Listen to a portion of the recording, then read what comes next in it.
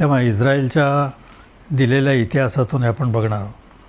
अनेक वर्ष परकीयांची सत्ता राहिल्यानंतर त्या राष्ट्राचा धर्म बदलत नसतो, कारण आपल्याकडे मुसलमानांची बादशहांचे राज्य झाले, पण मुसलमान धर्माचं राज्य नाही झालं.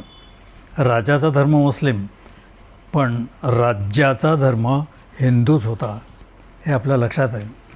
जेव्हा ज्यू जसे परिस्थितीनं अगतिक झाले तसे हिंदू मात्र कधीच झालेले नव्हते.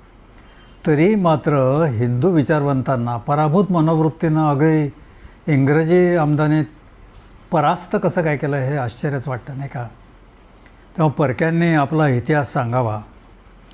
तसाच जर आपण आपला इतिहास स्वकीयांना सांगत राहिलो तर तेजवंग होऊन आत्मबल नष्ट होईल आणि हिंदूच हिंदूच्या सर्वनाशाला कारण ठरतील. हे ध्यानी घेणं आवश्यक आहे. जे आज आपल्याला सर्वत्र पाहायला मिळतं